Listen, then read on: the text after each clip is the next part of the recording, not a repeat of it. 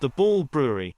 Let's take a look at this historic property, tonight, on Project Algerine.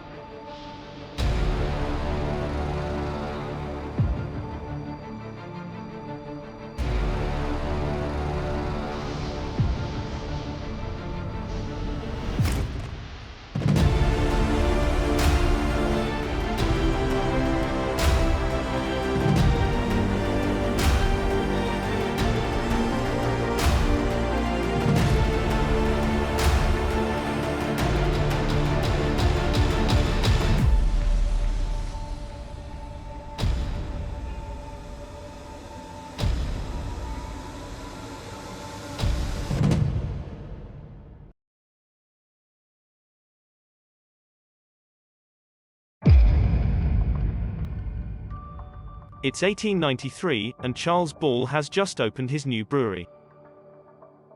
He's built this brewery on his family's farm, just west of the city of Erie. The property borders West 8th Street to the north, Pittsburgh Avenue to the west, Delaware Avenue to the east, and extends south to West 16th Street. Today, this farm is home to much of the Manor Subdivision, including parts of West 12th Street and the Lakewood Plaza. This state-of-the-art brewing facility was even outfitted with its own rail line. With the brewery having the ability of generating power by using the water from bordering Cascade Creek, the recipe for success seemed quite simple. The quality of the water in Cascade Creek became the key to the entire brewery's operation. It was known to be of the highest quality. Without much fanfare, in 1893 the West End Brewing Company began operations. It didn't take long before things around the brewery started going wrong.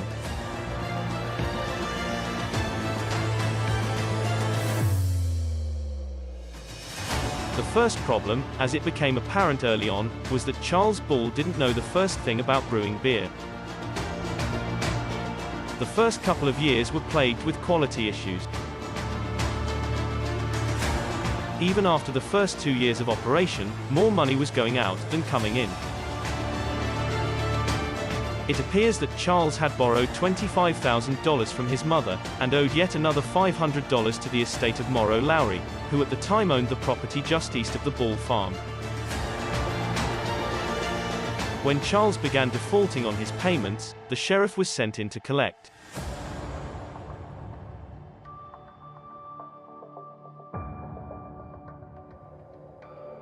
The brewery was allowed to reorganize, and in the process, the brewing license was transferred to a man named Clark Cole, who would operate the brewery under the name, the Cascade Brewing Company.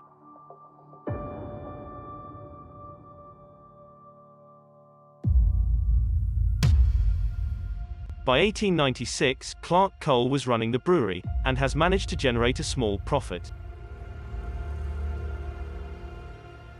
People who mattered were starting to notice.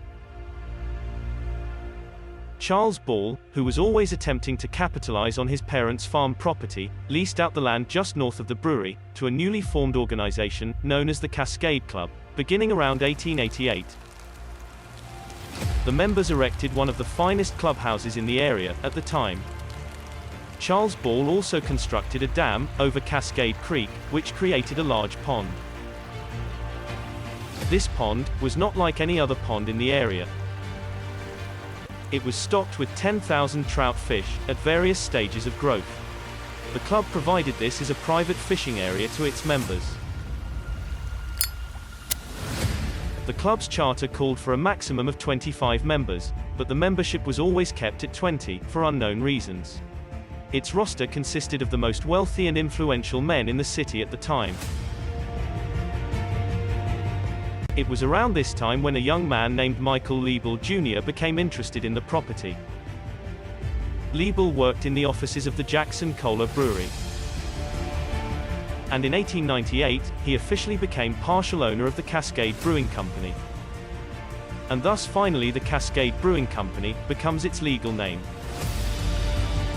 Clark Cole would continue managing the brewery, and Liebel would become the company's treasurer. Now, it's 1899, and Michael Liebel wants to consolidate his breweries under one operation known as the Erie Brewing Company. But this company's new stockholders weren't planning on what happened next. The water from bordering Cascade Creek has become polluted, and that can be devastating to a brewery which requires a consistent fresh water supply. The source of the pollution was tracked down, and it appears that it was coming from the almshouse that was located just upstream from the Ball farm. It was discovered, raw sewage was being pumped from the almshouse and dumped directly into Cascade Creek.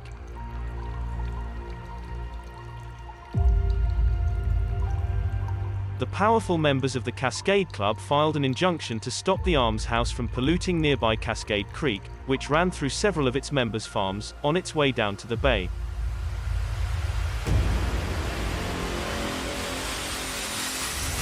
The lawsuit was successful, but the damage had already been done.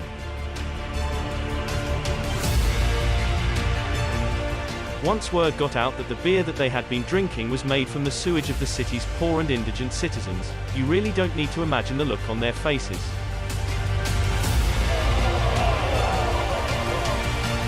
Sales of the beverage immediately plummeted, and Michael Liebel was forced to cease brewing operations at the brewery, until he could figure out his water problem.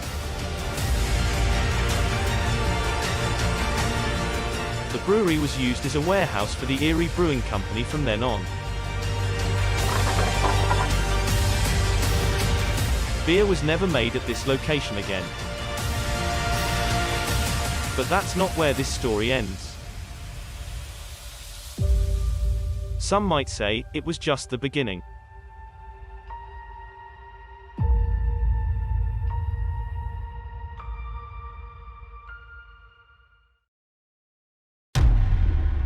On May 2, 1906, the community was shocked to hear that both Michael Liebel and Michael Liebel Sr. have purchased the brewery property for $25,000.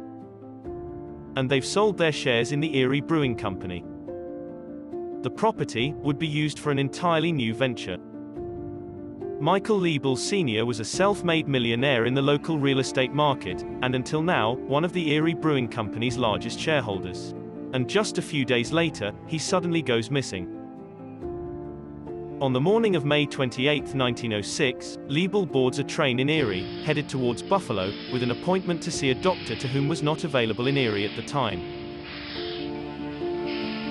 Liebel arrives in Buffalo, and makes his way over to the doctor's office.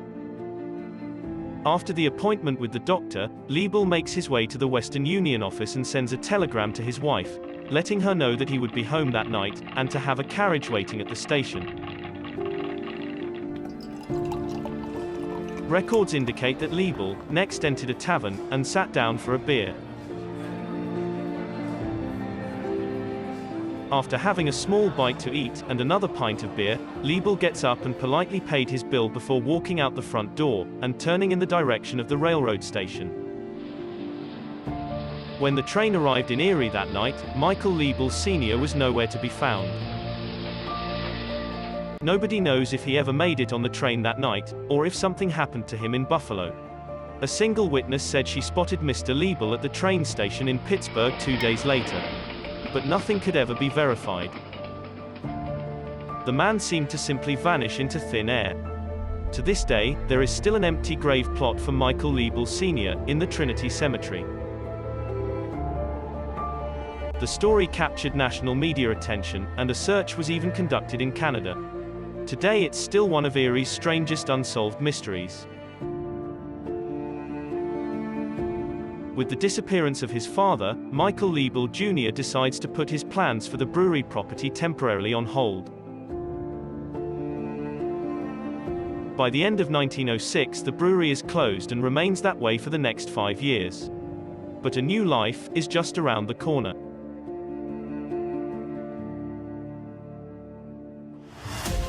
After the sudden disappearance of his father, Michael Liebel Sr., the life of Michael Liebel Jr. temporarily goes in a different direction. His plans for the brewery property would be put on hold. In September of 1906, Liebel was appointed mayor of Erie after the death of Mayor Robert Saltzman. He was re-elected in 1908 and was mayor of Erie until 1911. Meanwhile, on the Ball farm, the Cascade Club relocated in 1909, and the pond was drained shortly after. Now, it's 1912, and Liebel has transformed the brewery into a revolutionary manufacturing facility. The Cascade Brewery will now be known as the Vulcan Rubber Company. The vulcanization of rubber is a chemical process involving sulfur, heat, and pressure to atomically change the structure of rubber. This is what gives rubber tires both rigidity and flexibility at the same time.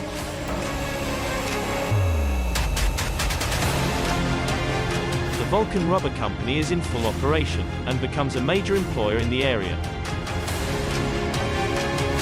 With direct access to the railroads, the Vulcan plant thrived at the beginning, and the stock soared. Michael Liebel has succeeded in following through with his father's plans of operating a Vulcan rubber plant here in Erie. But that's not the end to the Ball farm property.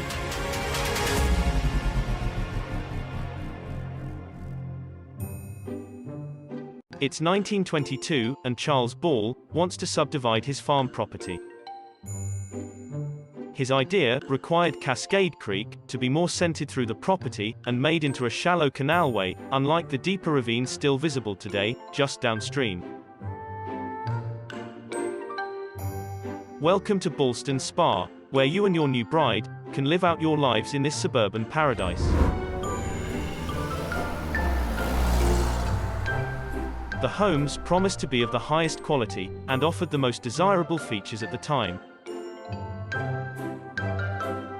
One feature that stands out for Charles Ball's Bolston Spa, and that is that every house was to have its own wading pool in each one of the house's backyards, all connected and fed by Cascade Creek. Interested parties were to call on room 207 of Marine Bank.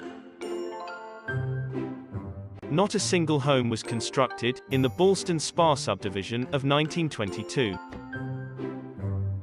Times were changing, and the supply for new home sites outpaced demand for the first time in Erie's history.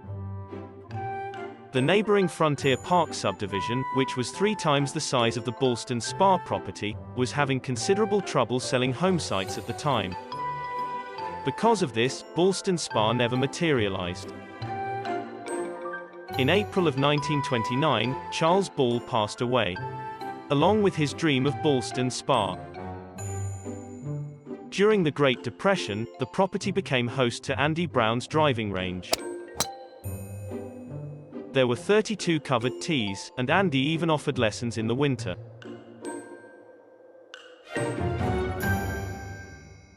After the death of Michael Liebel in 1927, the Vulcan plant moved on with a new president.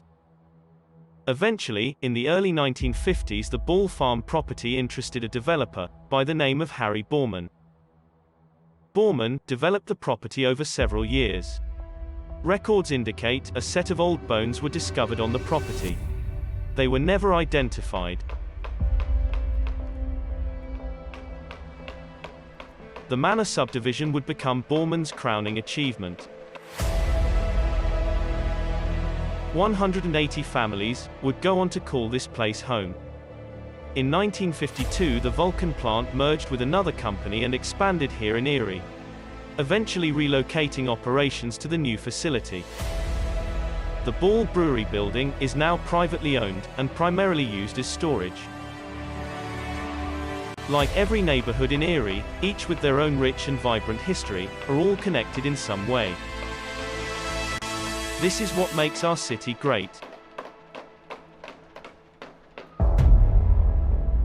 You've been watching the Ball Brewery on Project Algerine.